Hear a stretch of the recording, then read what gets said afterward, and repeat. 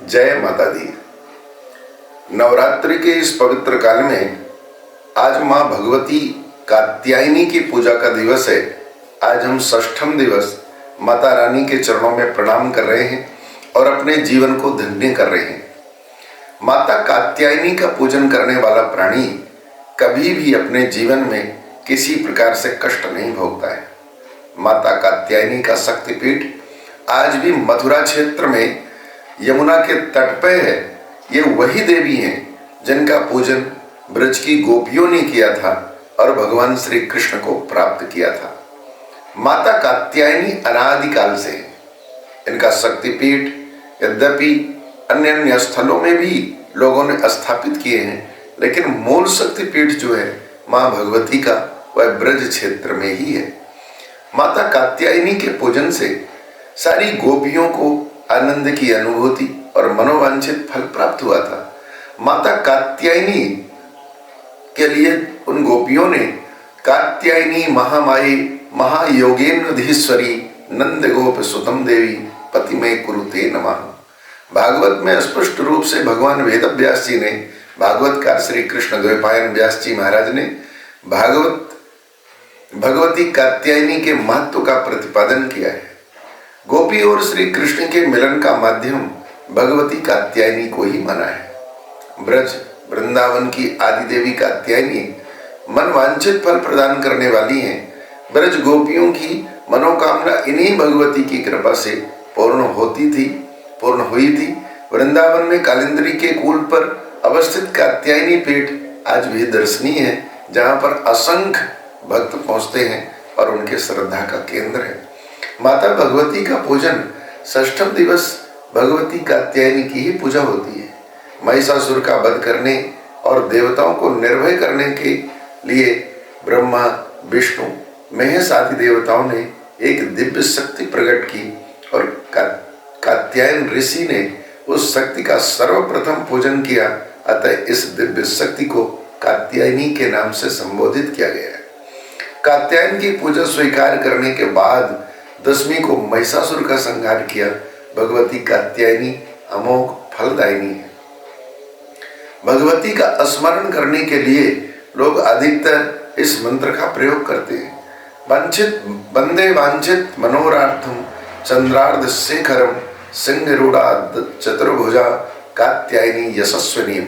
ओम कां कां कात्यायनी ठा ठा इस मंत्र का जाप करना चाहिए। व्यक्ति भगवती कात्यायनी के चरणों में प्रणाम करने के बाद में दुनिया की वो सर्वस्व वस्तु प्राप्त कर लेता है जो उसके लिए अपेक्षित है। इस संसार में ऐसा कोई प्राणी नहीं है जो माता रानी का पूजन करने के बाद में कभी भी दुखी रहा हो, उसके जीवन में दरिद्रता या कि संतान सुख की प्राप्ति ना हुई हो, ऐसा कभी भी नहीं हुआ। माता भगवती का पूजन एक मनोवांछित फल देता है। नवरात्रि के इस पवित्र काल में आज षष्ठम दिवस माता कात्यायनी का पूजन एक श्रेष्ठ वर प्रदान करता है और श्रेष्ठ शक्ति का संचार करने का एक शुभ अवसर माना जाता है। पूरे ब्रह्मांड में माता कात्यायनी का पूजन अपने आप में एक अलौकिक पूजन है। जीवन में अनेक सिद्धियां प्राप्त होती हैं। व्यक्ति चाहे मुक्ति चाहे भुक्ति चाहे, मुक्ति और भुक्ति के लिए दोनों में ही सर्वश्रेष्ठ माता कात्यायनी है। तारकासुर बहुत बड़ा दानव था। वह एक बार तप करने गया, साधन करने गया और तपस्या करने के लिए खड़ा हो गया। ब्रह्मा जी महाराज की साधना किया और कठोर साधना किया। उस कठोर साधना में ब्रह्मा जी से इसने वरदान मांगा कि मैं भगवान शंकर के औरस पुत्र से मारा जाऊंगा, क्योंकि उसे पता था कि भगवान विवाह करेंगे नहीं, क्योंकि सती तो दक्ष प्रजापति के यज्ञ में जाके भस्म हो गई हैं और जब तक विवाह होगा नहीं तब तक कोई भी भगवान शिव का औरस पुत्र उत्पन्न नहीं होगा, तो दुनिया में मुझे कोई मार नहीं सकता है। तारकासुर इस बात को सोच करके वरदान मांग लिया और जैसे वरदान मांगा, वरदान मांगने के बाद में तत्काल सीधे स्वर्ग में धावा बोल दिया। स्वर्ग के देवताओं को भगा दिया, खदेड़ दिया। सारे लोगों को प्रताड़ित करने लगा, स्वयं ऋषियों को प्रताड़ित करने लगा, बड़े बड़े जगहों में अपना कब्जा कर लिया। सारी दुनिया के, सारे संसार के लोग एकदम से बहुत दुखी हो गए। उस काल में तारकासुर का वध कैसे किया जाए, कोई उपाय हो, ऐसा कोई ऐसा साधन हो कि हम सारे लोग क्या करें जिससे कि तारकासुर का वध हो जाए। सारे देवता अत्यंत दुखी हो गए, रोने लगे। बृहस्पति जी के पास में पहुंचे और गुरु बृहस्पति जी के चरणों ने निवेदन किया कि महाराज आप बताइए कि हमारा उद्धार कैसे होगा। क्या ये तारकासुर इसी प्रकार से हमें प्रताड़ित करता रहेगा? क्या हमें इसी प्रकार से जीवन में कष्ट देता रहेगा? और कोई भी उपाय है तो हमें बताने की कृपा करिए। देवगुरु बृहस्पति जी सारे देवताओं को लेकर नारायण के पास में पहुंचे और क्षीर सागर में भगवान शेष साई जहां पे विराजमान है, वहां पे पहुंचने के बाद सारे देवताओं ने निवेदन किया कि हे प्रभु, आप ही हमारे भक्त वत्सल कृपा करने वाले नारायण हैं, आपसे बड़ा भक्त वत्सल दुनिया में कोई नहीं हो सकता। तारकासुर नामक दानव इस काल में हमें प्रताड़ित कर रहा है, हम जाएं तो जाएं कहाँ, किसके पास में जाएं, हमें कुछ भी नहीं समझ में आ रहा है, आप कृपा करिए। भगवान विष्णु कहने लगे कि हे देवताओं, हम सभी के ऊपर कृपा करने वाली आदिशक्ति भुवनेश्वरी माँ है, उनकी कृपा होगी तभी हम लोग जो है तो आगे बढ़ सकते हैं, चलो हमारे साथ में। एकांत में जाकर के वन प्रदेश में, उस वन प्रदेश में पहुंचने के बाद में भगवान ने देवी की स्तुति करना प्रारंभ किया और जैसे स्तुति किया तो एक दिव्य प्रकाश तेज पुंज प्रकट हो गया और तेज पुंज प्रकट होने के पश्चात में माता भगवती का इतना तेज पुंज देखा, करोड़ों सूर्य का प्रभाव, ऐसा लगा कि जैसे करोड़ों सूर्य एक साथ उदय हो रहे हैं और इतना ज्यादा तेज उत्पन्न हुआ कि सभी लोगों की आंखें बंद हो गई, सभी लोगों ने आंखें खोलने की क्षमता नहीं रही। धीरे धीरे माता ने जैसे अपने प्रभाव को कम किया, अपने प्रकाश को कम किया, उस काल में धीरे धीरे लोगों ने आंखें खोला तो भगवती का स्वरूप का दर्शन हुआ। जैसे भगवती के स्वरूप का दर्शन हुआ, सारे देवता इस संसार में माता के चरणों में प्रणाम करने लगे कि माँ, इस समय तारकासुर नामक असुर हमें बहुत प्रताड़ित कर रहा है। इस संसार में शक्ति के बिना तो सब कोई हीन होता है। भगवान शंकर पुनः शक्ति विहीन थे, उदास निराश जीवन हो गया था। सती मात्र जीवन संगनी नहीं, जीवन शक्ति थी। शक्तिहीन की दशा क्या होती है यह आप अपने घर में वृद्ध माँ बाप या किसी बीमार सदस्य को देखकर अनुभव कर सकते हैं। युवा अवस्था में किसी की सुंदर सद्व्यवहार वाली पत्नी न रहे तो उसकी क्या अवस्था होगी, इसी से किंचित सरल स्वभाव वाले भोले शंकर की अवस्था का आकलन कीजिए। शंकर के निष्क्रिय निष्पन्न हो जाने पर देवता भी निष्क्रिय और हताश हो गए थे। सारे देवता, अगर मैं कहूं कि तीनों देवता हताश हो गए थे, उसी समय दैत्य प्रबल होने लगे। तारक नामक दैत्य इतना प्रबल हो गया, इतना प्रबल हो गया कि ब्रह्मा जी को प्रसन्न करने के बाद में वरदान पाने पर वह किसी को भी कुछ नहीं समझता था। सारे देवता तो भाग के ही आए थे, वन में जाकर के वास कर लिया था। चिंता शिव जी के औरस पुत्र कोई नहीं है इसकी थी। सारे देवता माँ भगवती के चरणों में प्रार्थना की है कि माँ, अब हमारा आपके अलावा इस संसार में कोई भी नहीं है। माँ भगवती के चरण कमलों में हम यही प्रार्थना करने के लिए आए हैं कि आप माता हमारे ऊपर कृपा करिए, क्योंकि आपके अलावा इस संसार में हमारा कोई नहीं है। देवता लोग सामूहिक रूप से माँ भगवती के चरणों में यही निवेदन करने लगे कि माँ, आपके अलावा इस संसार में हमारा कौन है, हमारे ऊपर दया कौन करेगा। भगवती का अद्भुत सौंदर्य करोड़ों सूर्य से भी श्रेष्ठ इतनी आभा प्रतिभासी दिखाई दी कि उसके वर्णन किस रूप से किया जाए, वर्णन नहीं किया जा सकता है। माता तो अपने आप में अद्भुत थी और जैसे माता का माधुर्य लावण्य अंग प्रत्यंग वस्त्र आभूषण दिखाई देने लगे, सुकुमारी युवावस्था उभरता यौवन, विशाल वक्षस्थल, सुंदर सुगड़ा और जिसमें बाजूबंद कड़े रत्न जड़ित थे, गले में मणिमाला, रत्न जड़ित दमकता कंठहार, कमर में करधनी, चरण कमलों की रुंझन करती किंकणी, केतकी के नव विकसित अरुण पत्तों के समान कपोल कानों में सुंदर कुंडल सुशोभित थे। मस्तक पर मणिमय मुकुट तथा केसों में मल्लिका और मालड़ी के फूलों से गुथी बेड़ी शोभा दे रही थी। माता भगवती मंद मुस्कान भरती हुई देवताओं को देखी और कृपा दृष्टि की। मस्तक पर केसर की बिंदी, 3 नेत्र, 4 हाथों में अंकुश, पास, धनुष और एक हाथ में अभयदान दे रही थी। लाल रंग की साड़ी जिसकी सुनहरी किनारी समस्त श्रृंगार से अलंकृत मां का दिव्य दर्शन देवताओं को हुआ। करुणा की साकार मूर्ति देख देवतागण गदगद हो गए, हर्ष से आंसुओं से कंठ अवरुद्ध हो गया, बोलने में असमर्थ हो गए। स्तुति करना चाहिए पर आवाज नहीं निकल रही थी। मां ने कृपा दृष्टि डाली, तब वो करवत होकर झुककर मां जगदम्बा की स्तुति करने लगे। मां नमो देव्यै महादेव्यै शिवायै सततम नमः, नमः प्रकृते वज्रायै नेता प्रणता स्मता। मां, आपके अलावा इस संसार में हमारा कौन है? हमारे ऊपर कौन कृपा करेगा? आप हमारे ऊपर कृपा करिए जिससे कि हम माता आपकी दया के पात्र बन पाए, दया के पात्र बने। मां, आपके अलावा इस संसार में कोई भी नहीं है हमारा। तारकसुर नामक असुर, तारकसुर हमारा जीना हराम कर दिया है। हे माता, नमो देव्यै महादेव्यै शिवायै सततम नमः। सारे देवताओं ने कहा, मां केवल आप ही हमारी रक्षा कर सकती हैं, दुनिया का कोई भी शरण देने वाला नहीं है। तीनों देवताओं ने निवेदन किया, मां कृपा करो आप। मां भगवती कहने लगी, हे देवताओं मत घबराओ, तुम्हारी रक्षा करने के लिए तो मैं हूं ही, तुम्हारी रक्षा करना ही मेरा कर्तव्य है। ब्रह्मा ने वरदान देकर उसे इतना बलिष्ठ बनाया है कि सारे लोग उससे त्रस्त हो चुके हैं, तारकासुर से। मां, इस समय शिव जी का औरस पुत्र कैसे हो, इस पे सारे लोग विचार कर रहे हैं, अतः आप कृपा करिए। मां भगवती कहने लगी कि हे देवताओं, तुम लोग बिल्कुल भी चिंता न करो, मेरी गौरी शक्ति यह कार्य संपादित करेगी।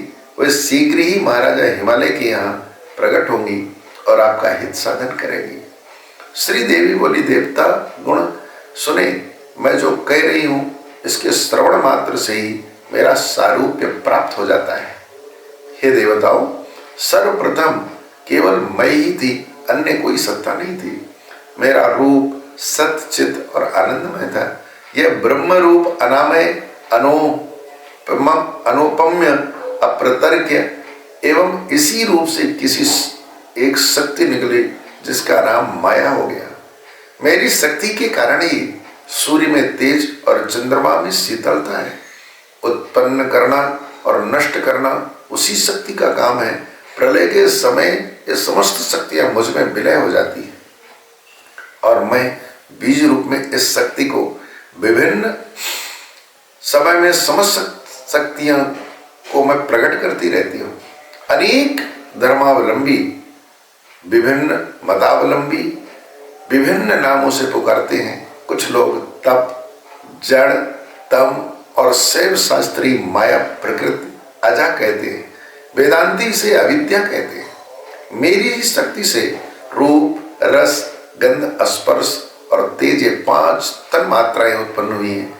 ये 5 गुण पृथ्वी में है और इन्हीं गुणों से महतत्व की उत्पत्ति हुई है। इसे लिंग भी कहते हैं।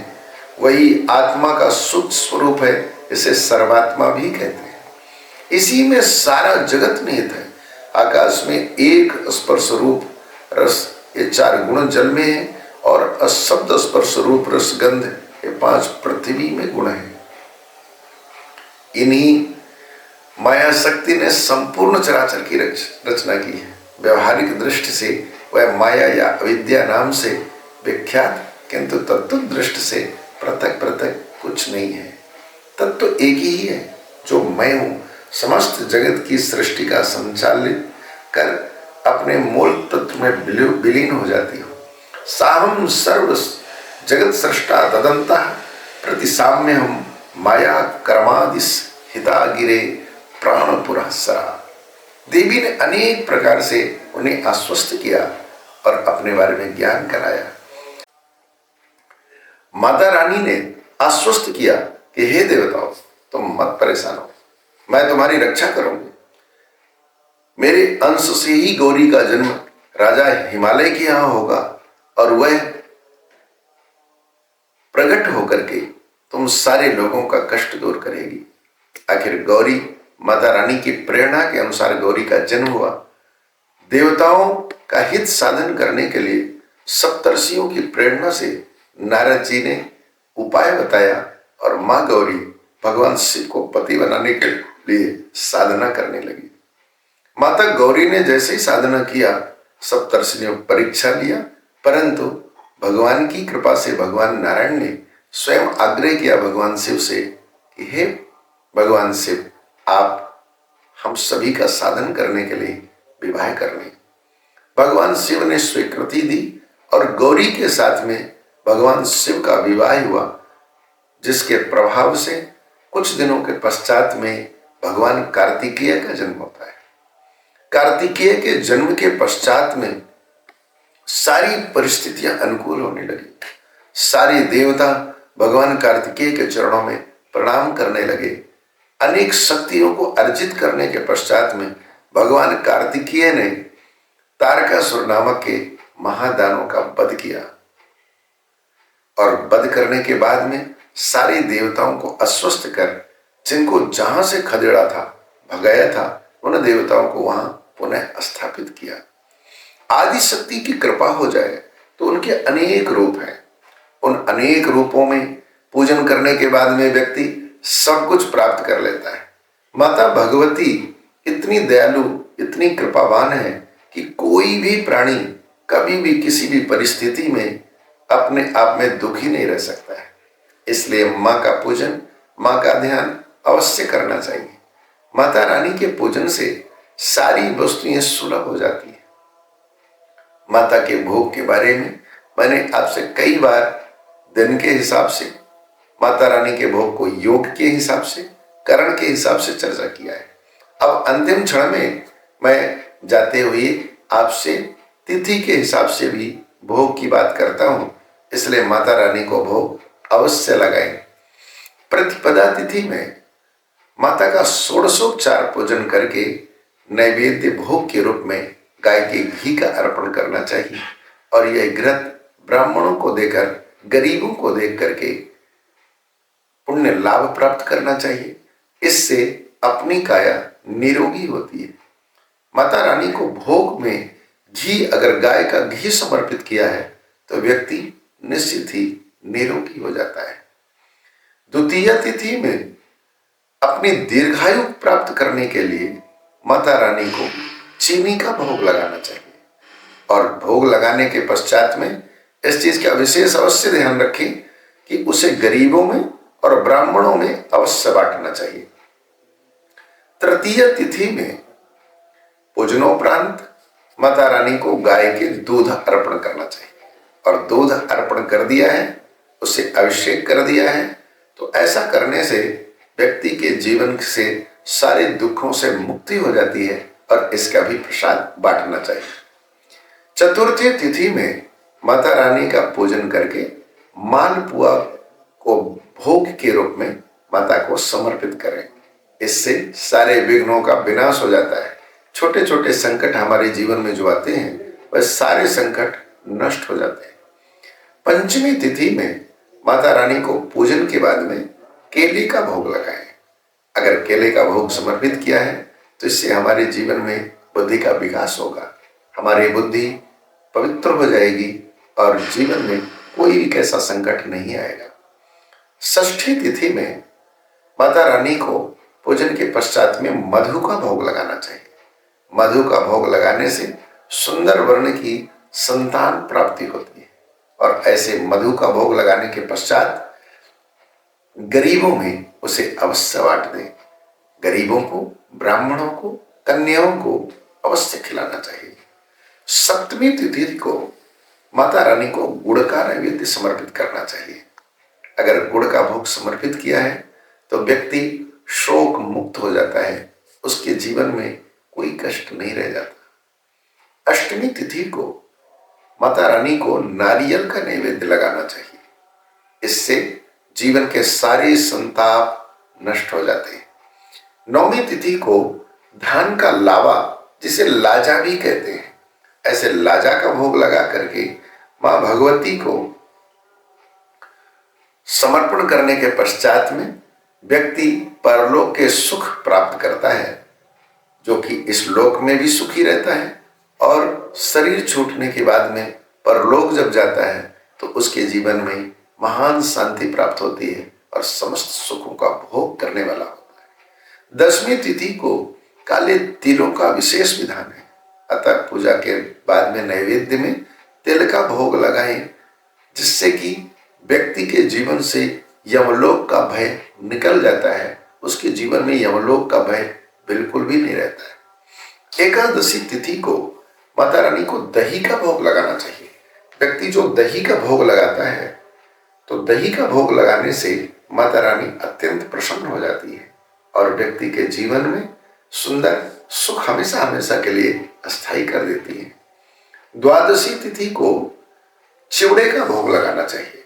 जो व्यक्ति चिवड़ा का भोग लगाता है, माता रानी का पूजन करता है, उसके जीवन में माता रानी कृपा करती हैं और विशेष रूपेण से माता की कृपा का अनुभव करने वाला माता का वह प्रेम भाजन बन जाता है। इसलिए चिवड़ा का भोग लगाएं। त्रयोदशी तिथि को पूजन के बाद में माता रानी को चने का भोग लगाना चाहिए। चने का भोग लगाने से संतानहीन व्यक्ति संतान प्राप्त कर लेता है, माता कृपा करती है। चतुर्दशी तिथि को भगवती को सत्तू का भोग लगाना चाहिए। चतुर्दशी तिथि है और अगर माता रानी को सत्तू का भोग लगाया है तो भगवान शंकर प्रसन्न हो जाते हैं और शंकर का वरदान प्राप्त करने वाला वह परम भक्त बन जाता है। पूर्णिमा तिथि को मां भगवती को खीर का भोग लगाना चाहिए। जो व्यक्ति खीर का भोग लगाता है उसके पितर संतुष्ट हो जाते हैं एवं पितरों का उद्धार हो जाता है। उसके घर में किसी भी तरह का पितृदोष नहीं रहता। इसलिए हर व्यक्ति को माता रानी की प्रसन्नता के लिए अनेक उपाय करके और जीवन को धन्य करना चाहिए। माता रानी को प्रसन्न करें, पूजन करें, चूनर चढ़ाएं, आरती उतारें और उस प्रसाद को सभी को अवश्य से बांटें, जिससे कि जीवन में सर्वश्रेष्ठ बुद्धि और वृद्धि प्राप्त होगी। जय माता दी।